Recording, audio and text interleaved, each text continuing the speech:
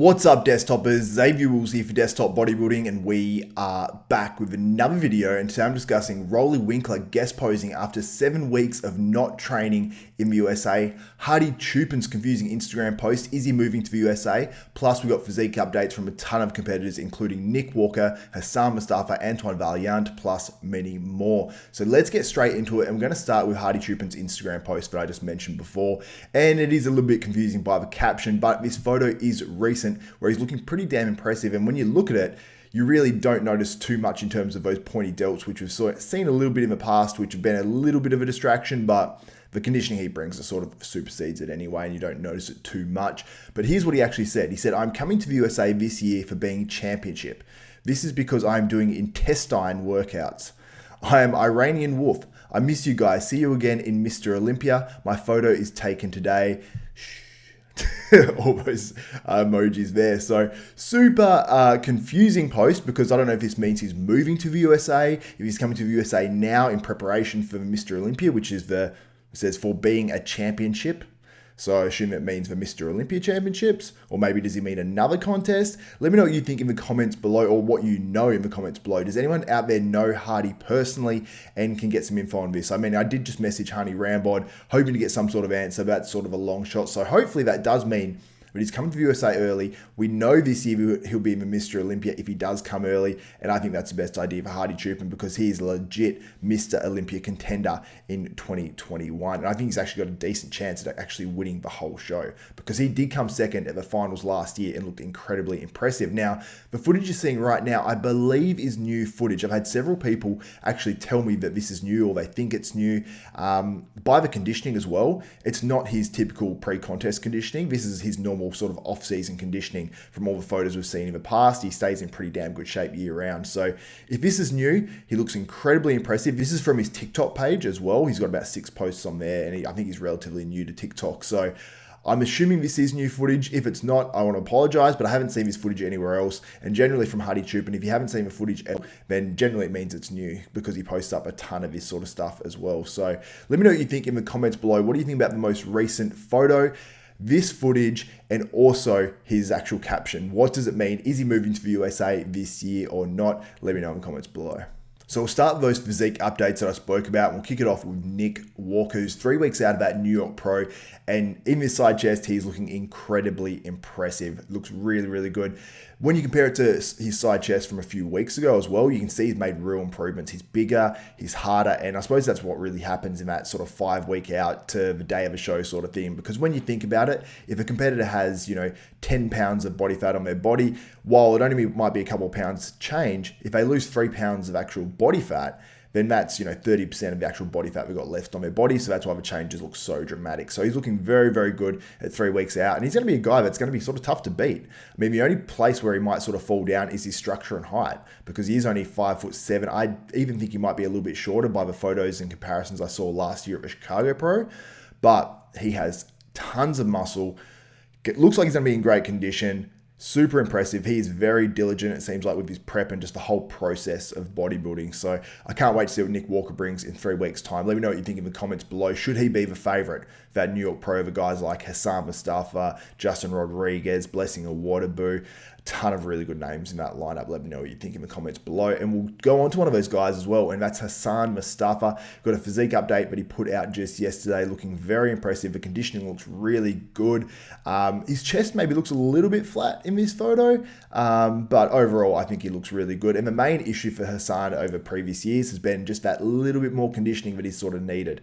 Now, the other issue he does have with his physique is his structure. He's got very narrow clavicles, which can make his waist look a little bit wider, and we saw that in some recent videos as well. But I think when he's fully conditioned in, he's got that real freak factor. I think he can do some serious damage, potentially could win this New York Pro, but it's going to be sort of the same as, I suppose it is a little bit for Nick Walker. It's going to be that structure, but I think Nick's structure in terms of his shoulder width is much better than Hassan's. I think they're around the same height, at least from, looking at them. But let me know what you think in the comments below. Who should be the favorite for that New York Pro? Because I put a poll up, on my YouTube channel recently, and there's a lot of support there for Hassan Mostafa as well. So let me know what you think in the comments below. Do you think this is reflected about how it sort of should be? Should Hassan be the favorite, or do you think Nick Walker, Justin Rodriguez, or one of these other guys should be? Let me know what you think in the comments below on that. Now, for the next physique update is on Antoine Vaillant, 310 pounds in his off-season, looking very impressive. Now, Antoine got over 300 pounds last year, but it wasn't as impressive as this 300 pounds or 310 pounds. He looks like he's sort of, balanced his upper body to lower body a lot more this year, while his legs are still absolutely enormous and definitely are a strong point. I think that's really, really good. His back is still his weak point on his physique, but it looks like that's improved a little bit as well. Chest looks a little bit improved too, and that's the main two things for him, his chest and his back.